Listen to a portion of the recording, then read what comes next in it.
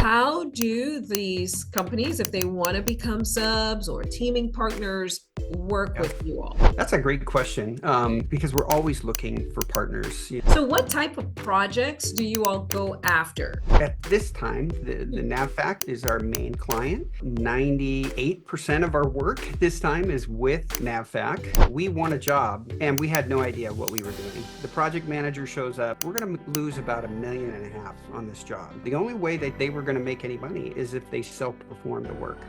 What we try to tell people is that working in the Department of Defense is a long-term game. We didn't get to where we were overnight.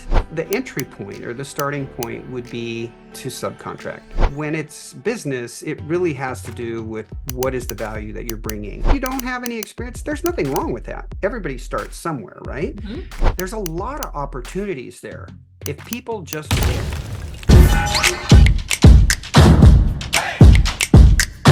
All right, good morning, Jeff. I am so excited to have you. So I'd like Yeah. to have you introduce yourselves to our audience and share what you do for RQ Construction.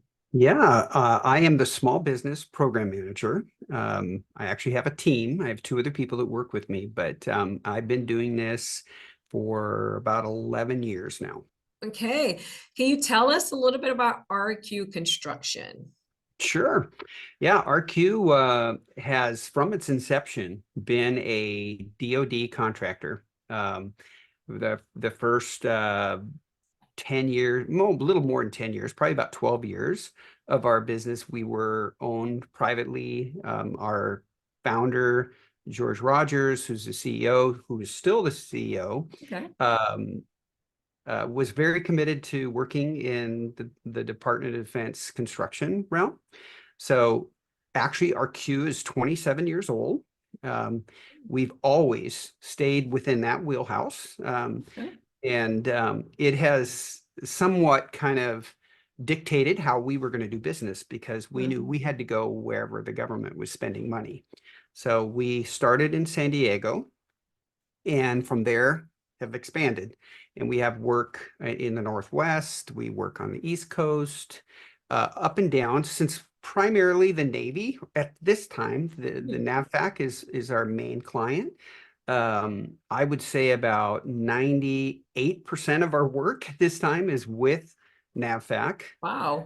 And it extends from California to the East Coast, as far north as Virginia, and then heading south through Florida. And then we have a pretty big footprint in Guantanamo Bay, Cuba, and now as well in Puerto Rico.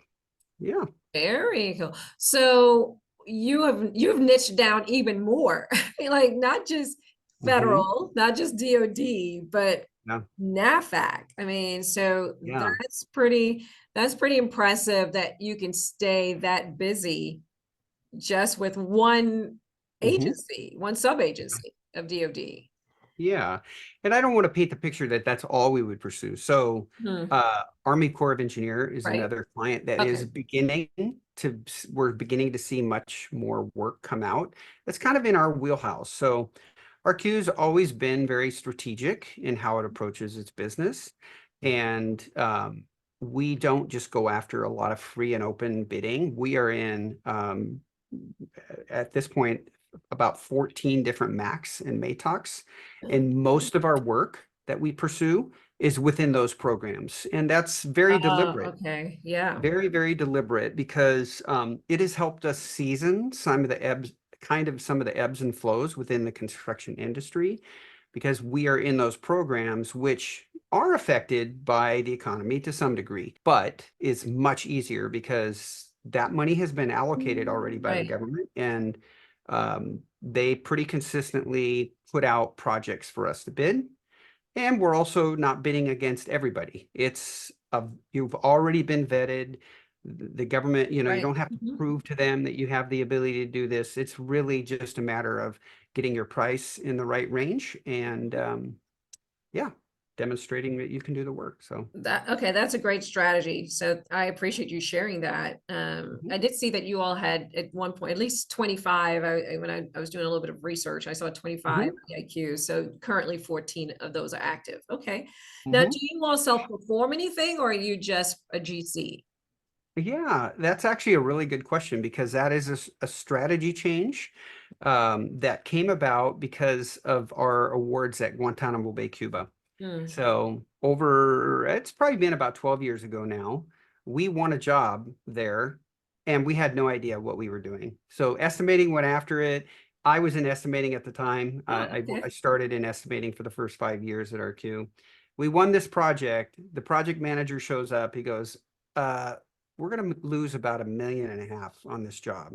Oh, wow. And the project manager happens to be the son of our CEO. And he was like, I can't do that to our company. I got to figure out how to make money on this job. And so out of that, he figured out the only way that they were going to make any money is if they self-perform the work. So it was at that point then that we looked at how work was being done on Guantanamo Bay, and they utilized TCNs. Most of the workers are either like from Jamaica or from the Philippines Okay. and a couple other different places. But we, at its peak a couple years ago, we were at about 500 employees there, Oh, wow. massive man camp. We ended up buying our own barges. So we have two. They look like ships to me. They don't look like a barge. They're like 360-foot long cargo container shipping things that transport raw materials and product back and forth throughout the Caribbean for Mm. both RQ and for us. But self-perform work wise, it's mostly done on the East Coast. So you can imagine the West Coast and the East Coast have somewhat different business strategies. The West Coast is where we started. The leader of our West Coast is much more risk adverse. And so much more traditional approach to construction where we just sub everything out and we manage it.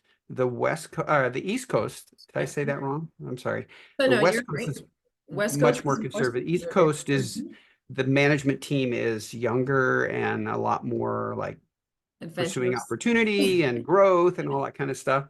And so they're going after different ways of doing business that will bring more opportunities for the company. So self-perform is a factor on the East Coast. It's not on every job. It's a very strategic, like planned strategy when we go in on that project. Mhm. But HVAC, plumbing, concrete in many areas. So we do a lot of ICF, so insulated concrete forms that are kind of replace block buildings. So you have this, Yes. yeah, you have this Those. kind of a styrofoam blocks. It's like putting Legos It goes together. together. Yep. Yeah, Mhm. and it takes a much smaller crew, and it basically achieves the same thing as a block wall would. So for blast purposes and all kinds of things, it's a lot faster to erect. So we're able to we have a crew for ICF there as well. So yeah, That and is we're getting into manufacturing as well. what type of manufacturing? Well, we produce our own ductwork for the heating and air conditioning. We have machines that roll metal studs for doing walls and framing type of things. So Mhm. yeah, lots of stuff. And Lots. we have the equipment to manufacture ICF block. Oh, okay. Hmm. I just recently saw those ICF blocks, maybe about a month and a half ago, maybe. And I don't Hmm. even remember how I came upon it. I was researching something and just watching how these guys were just like, literally said, this is like playing Legos. Bloop, bloop, bloop, Yeah, bloop. I was like, yeah, okay, is this stuff even sturdy? Because yeah. they were using them in Europe. They Uh-huh. were using it a lot in Europe. So, Yeah. okay. Yeah, in Guantanamo Bay, we just finished up 5 fairly large BEQs that are 2 stories each that are all built out of ICF. Wow. So is for something like that, since it's a unique type of product to Mhm. utilize to build, do you have to get that into the scope of work before then? No, or they just open at a design build level and you're like, okay, now let's. Yeah, that's a great question. If it was just a free and open job, we obviously would have a lot of work afterwards to try to get them to say, hey, this is a value to you. Mm. You're going to save money. Typically, I would say about 95% of our jobs are design build. Okay. So then that Mhm. offers the possibility. The other thing that the government's starting to do more and more of is ECI, so early contractor involvement projects, Mhm. which we love because it helps everybody save money and value engineer a structure where you get to work with the government in assisting them in the design. And we've done a couple of them. We're involved in one right now in Kings Bay, Georgia. So what type of projects do you all go after? Is there a Mhm. certain type of a niche, ground up, only renovations, hangars only? Like, what are some of your go-tos? All of the above, All of the really. above. There Okay. is no limitation. So we do both horizontal and vertical work. We also have waterfront now. So we're involved in piers building. We have a pretty large project with a JV partner up in Norfolk, Virginia. Mm, We're building Pier 3. It's a new submarine maintenance pier. So it was a complete demo of the old one okay. and rebuilding and then building a vertical building that's part of the administration for the maintenance of the submarine there. So yeah. Okay. So you cover So all the literally different everything. construction. BEQs, we have built gymnasiums, fitness centers that don't look like they should be on a military base. They are so nice and so beautiful. Coronado in San Diego has one of them, and it's gorgeous. It's not like the old, the military doesn't always build the way buildings used, the way they used to. Uh-huh. Um, with modern kind of standards and approaches. They're actually beautiful. Some of these buildings are really, really, really pretty. So yeah, makes it nice for the military personnel. Oh yeah, absolutely. High quality for them. They deserve Hmm. it, right?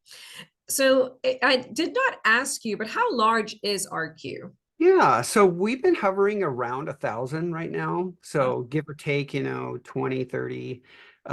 Right now, we've downsized a little bit at Guantanamo Bay, which the TCNs are included in that number. So uh, okay. yeah, so there's a big chunk of uh, our employees who are at Gitmo. So about half of everything else is elsewhere. But um, we will most likely continue to grow just because of the aggressive growth on the East Coast. The Southeast is one of our fastest growing regions right now. So the Florida, Mm-hmm. we're in Louisiana. The Panhandle of Florida has got a lot of work that's been coming out recently. So, and then Puerto Rico as well. Puerto Rico is just really heating up. Mhm. Yes, we know about Viper going down the Mhm. pipes, right? So Yeah. Yeah. yes, the eyes are on Puerto Rico and Virgin Hmm. Islands. So now I see that you all have some large, of course, really large construction projects. How do you, and also I saw that you all work with both large and small companies. Hmm. So how do these companies, if they want to become subs or teaming partners, work Yeah. with you all? Right. That's a great question, because we're always looking for partners, in work. And we call them partners because that's truly what, subcontractors are. Um, as a company, we know we can't do construction on our own. We Mhm. have to have the expertise that subcontractors can bring.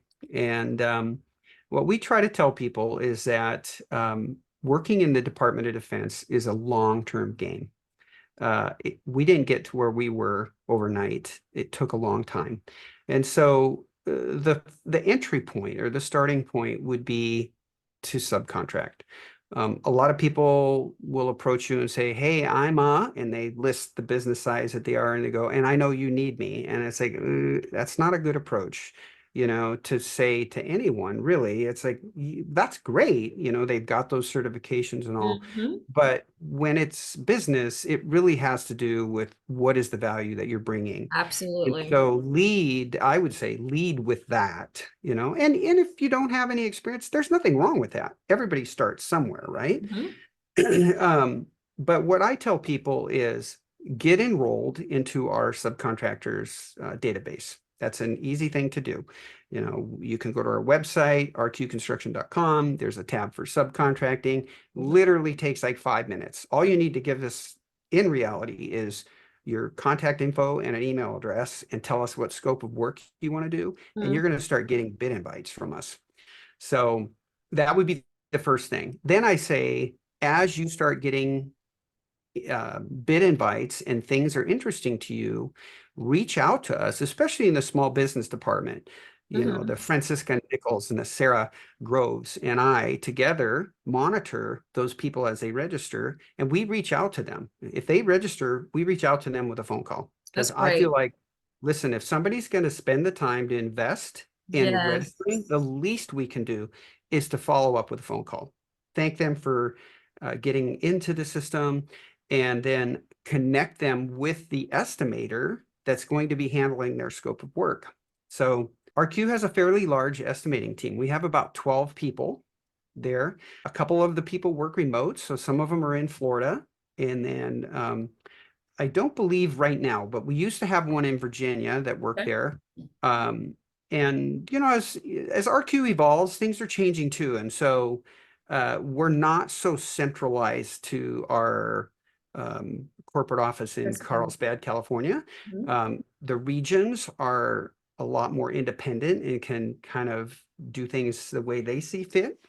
But yeah, get registered, then we'll reach out. Let's connect them with the estimator that's handling their scope of work.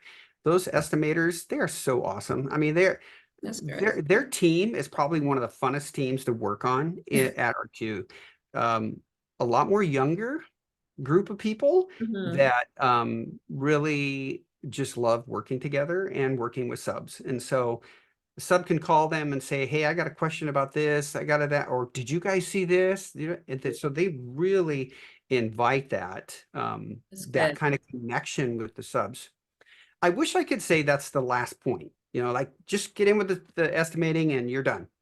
But what a lot of people don't understand with design build is it's really kind of a two-phase process. You know, we're just getting drawings and an RFP that oftentimes are so vague. You know, it's like if you're used to bidding hard bids where all the spec and the designs are complete, it's a real shift to go to design build.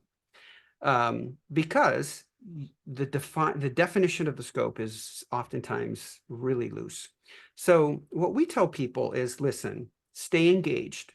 If you can bid, just give us unit pricing even. If you're like, well, I can't stick my neck out on this because there's so many questions I have about the scope, just say, you know, if you're a painter or you're laying tile or whatever, and I kind of jumped ahead, but I would tell people, if they're a general contractor and they want to get involved with this as a sub, go after a scope of work they know they could self-perform.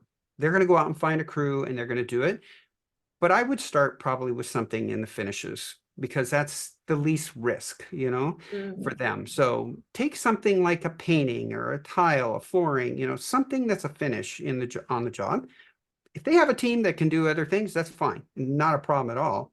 But I would say knock it out of the park. Like make it your priority that your first job with RQ is going to be to knock it out of the park. Right. Absolutely. The best thing you've ever done. Right. Yeah. And just like it is for us on every project could be your last one with the government. If you have a safety incident, you get a bad CPAR rating, there could be something that can go wrong. So every job is so important that you just knock it out of the park on. You know, and it doesn't mean you're not going to have problems. There's not going to be complexity. That everybody understands that kind of stuff, but do the best that they can. So help us win the job by giving us some unit pricing. Once you become known as a subcontractor that can be depended on for pricing, it's like, ooh, estimators send out the bid invites and they go, hey, I know I'm going to get a price from so-and-so. Yeah. And so I'm going to continually engage with them because you're helping us win. People will often say, well, how do I know if you use my price or not? Are you shopping? Well, we don't use people's prices to win the job in the first part. We've been doing this long enough. Yes, we get people's prices, but it's also good that we don't use, like, we can't pin it on you and say, well, you gave us a price for X amount, you have to do this job. Well, we couldn't do that, even if we tried. Well, it's the same way. You can't reverse that. It's like when the design is done. So in design build, give us your best guess, help us win the project. You are the people who get the call back. The only time we reach out outside of that circle is if we didn't get any coverage. And I have to be honest with you, we send out thousands of bid invites. We have an incredible database. We're constantly adding to it because of our outreach and everything.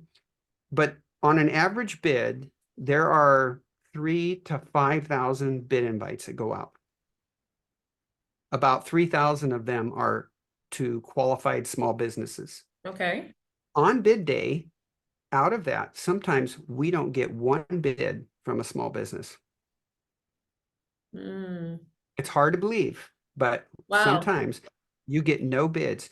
Now, small, and I need to clarify this, small business is just a category. We always get small business bids, but there are classifications within that. So hub zone companies, so hard to get bids from. Veteran-owned and service-disabled veterans, very hard categories to get. So there's a lot of opportunities there. If people just bid, there's a lot of opportunities. Wow, that is small business. So good, Jeff. Thank you. Because you always, from the outside looking in, you always believe that you're going to be just one of the numbers, right? I'm just one of the number. Yeah. I'm going to be just one of a number with this large company. And I'm glad you said that you all pick up the phone and call these, call everyone that took the time to apply, because we know from the years we've been doing this, you become like a black hole. Okay, the answer is always go to our website and apply. Go to the now what? I can't ever get back to you. You don't ever answer the phone. You don't respond. It's just a black hole. So there's a few that actually stay engaged, and we really appreciate when companies do that. Yeah. So I appreciate you sharing that. Yeah. Well, I think it is, our Q spends a lot of money in our small business department. When you think of it, we have 3 full-time people that wake up every day thinking about how we can make this better. And so with that commitment being made, I think it really does exemplify, how important it is to us that small businesses get an opportunity, a maximum opportunity to participate with us on everything. So absolutely. Well, that is great information. Now, what about the companies that are not small anymore, right? They are now mid-sized because they went over their NACS code set aside standard. And, they want opportunities too, right? They're not, and there's some that may be not as large as an RQ. I'm not sure what your revenue is, but, there may be some that's in the middle. Do they have opportunities to work with you all?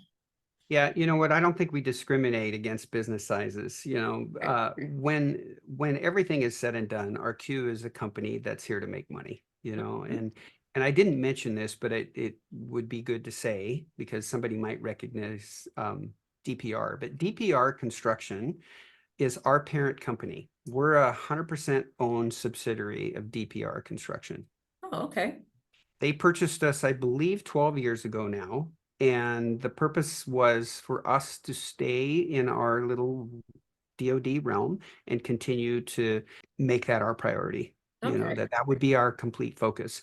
So with that, there's opportunities beyond RQ as well, because you become known with RQ, you become known with DPR, and DPR is a multi-billion-dollar general contractor who does not do DoD, but is in other forms of government work, but also in private sector. So universities, database, hospitals, healthcare, anything, they're huge. So. Oh, good information. Well, yeah. So I don't know that I answered your question. So we don't discriminate against anybody for business size. And one of the complexities that is happening is, as our Q has grown, so has the contract size that we go after. So it takes a team of, you can put together the team. It's like a PM, a QC, a safety, a PE or two, an admin person. So 5 to 7 people to run a job, any Yeah. size for the most part.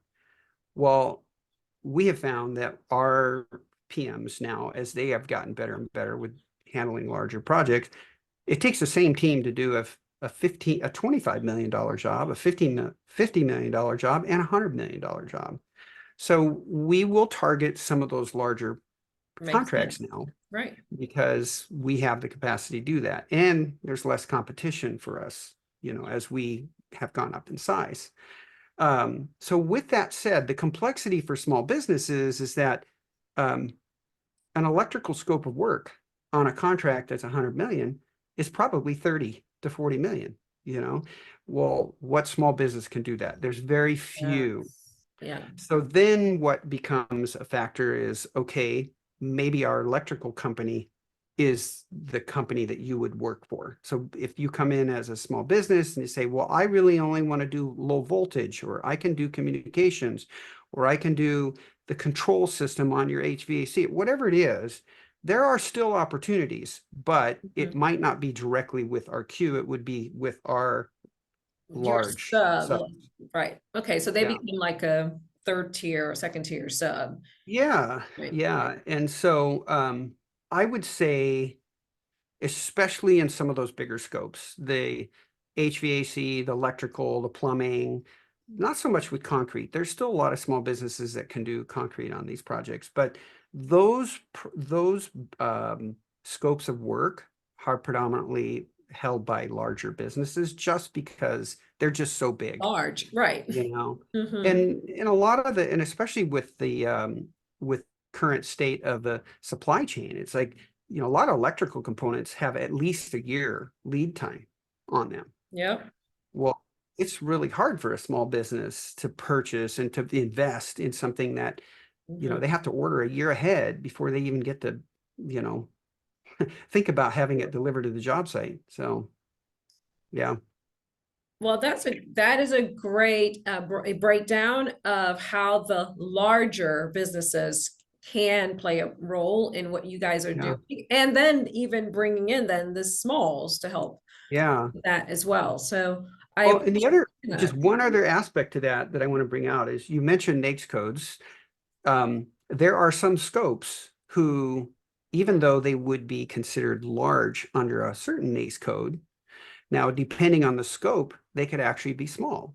So companies that falls under, well, electrical is one of them. Mhm. So an electrical company that is kind of graduating, they're moving up in their dollar thresholds of their revenue. If they qualify for the higher NAICS code, they're still small and they can make 45 million averaged over the last 5 years. Well, you and I both know 45 million that's a large business, but yet the government still considers them small under certain NAICS codes. So Yeah. steel is another one. A lot of steel in a building, the bulk of the money that is spent on the steel has to do with actually manufacturing the steel. And a lot of the steel companies manufacture that in their own plant. They don't necessarily manufacture the steel, but they buy the steel and they put it all together. They take it to the job and then it's erected.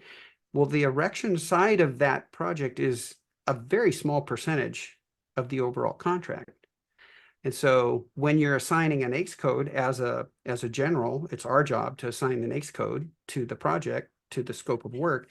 It's like, well, the guidance is whatever the majority of that, what best describes that subcontract, that's the NAICS code for it. So now the steel company gets to be classified under a manufacturing NAICS code, which means 500, 500 employees or less. Yeah. And so a lot of companies that would never meet the revenue limitation are fine because they're reclassified under a employee size standard. That's pretty cool. Okay. I have to go do a little bit more reading on that one. That's good insight. So I appreciate you sharing that information. So anyone can pretty much come and sub for you. Oh, yeah. So Oh, for sure. that is great. What about JVs and mentoring? Yeah. So we currently have a mentor protege with a hub zone company. And we haven't been successful in winning anything yet, but we're really close. It's been 2 years since we've been pursuing work with them, but it is something that RQ believes is really important, and that is to mentor a company that with the goal that eventually they will be on their own and prepared to, enter this realm. We don't enter those kinds of things haphazardly. So Sure. a lot of people will come up to us and say, "Hey, I'm looking to have a mentor. What does RQ think about that?" And it's like, well, I try to manage expectations when it comes to that when I talk to people. It's like mentor protege is a lot like getting married. Absolutely. It could be good for the small business, or it could be really bad because Mm, it's not a good fit and it's not what they need. So subcontracting over a period of time with the prime, that is normally where we look. We look for past performance with people and we go, yep, they've done a great job. We like their business model. We can trust them. Okay, let's enter into a relationship with them where now our futures are tied together, the success of it. So yes, it is there. It's something we take advantage of. Um, our hub zone, our hub zone mentor protege is very strategic, in that it allows us to compete in small business set aside right, projects. right, yeah. It also gives us that hub zone preference if we are the only one, coming in on that. And so, yeah, it's definitely a part of our strategy. Mhm. Well, And I that's think going forward, you're mhm, going to see that more and more, just because everything's cyclical, mhm. in terms of money, and a lot more work is going to small business set asides. Well, if we're not getting creative in how we do business, we're going to be left out in the cold. And so we can leverage our experience, our past experience, be a mentor to a protege, and everybody benefits from that. Absolutely. And we understand the importance of knowing who you're, getting in bed with in that sense. Mm-hmm. And Yeah. it's actually a little bit surprising that you only have one Mm-hmm. mentor protege for as long as you guys have been around. And you talk to Yeah. some companies and they've got multiple JVs and and Yeah. all this stuff going on. And so Yeah. very And I strategic. think part of that has to do with in the past, I believe if I'm accurate here, we've had 4 other mentor Okay. proteges, but we only do one at a time. And that is mainly due to our capacity to really invest in that company in a proper way. And that's why we've only had at this, one at a time at this point in our history. So Makes mhm. makes But we perfect have sense. multiple JV partners, Oh, by the multiple way, JVs. multiple Okay. JVs. So there are a lot of reasons to have a JV partner. Sometimes you don't have the quals, you partner up with somebody who does, and then the next time around, now you have the quals, Yeah. So um, a lot of the package work that we won at Camp Lejeune, Mhm. uh, I shouldn't say a lot, some of it, about half of it, is with JV partners, other large businesses that we have partnered with, that the projects were just so large, the packages were so large, it was beyond our ability to really bid it on our own. That's good for more additional conversations. Okay. Yeah. I think the last question I have for you is, do you have any projects that you guys are currently working on that's you're going to be looking at that Mhm. you're like, hey, we're going to need people. So hurry up and get into the system and start Yeah. that process. Yeah. You know what? It changes every day. Mhm. So there's a new project that we're bidding that just came out for Point Loma in San Diego. It's one of our MAC projects. There is a project at Mayport in Florida that we're still working on. Puerto Rico, there's a couple different microgrid projects that we're working on that have opportunities. There's always, and it is kind of interesting, and you wish you could say, oh, it's always this way. Like typically this time of year, we're super busy with bidding. We're not seeing that this year. And we're not quite sure what's going on because we're in all these programs. Supposedly the money's already been allocated, but there aren't as many projects coming out to bid as we would normally see. And so getting in the system, you're going to be the first person to hear about anything that we're pursuing. So I would say, I wish I had more to offer you. Last year and the year before that, we were swamped. We had so much work going on. They were bidding sometimes 3 jobs in one day. Oh, wow. In estimating. So, a couple of years ago, I think the bid volume was like at $1.5 billion. So that's not been the case so far this year. So it may just come all out in the summertime, and we're right for the fourth quarter. Yeah, exactly. You only have a few more months to fourth quarter, and then we'll see what happens if everything push in that direction. Yeah. Sometimes, like, now everybody hurry up. We need you to get this done. So I would just tell people is like, listen, don't, like, based on what we have right now today, I wouldn't say, oh, don't make your decision of whether or not to get into our system. Get into the system. We are going to be busy and always will have opportunities. But remember, it's a long game. It's like in design build, you win the project. Sometimes it takes 6 months to a year before the government even awards a project to us. They'll be coming out multiple times to ask us to honor our price. Can you still honor your price? And it's a year later. Oh, no, we like, can't. well, no, not in this economy. You can't. Things are moving, people. But you got to get in the system, play the long game, be patient.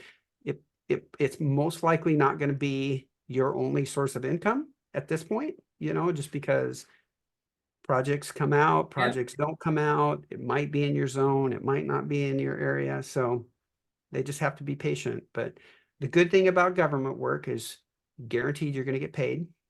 That is, yeah, absolutely.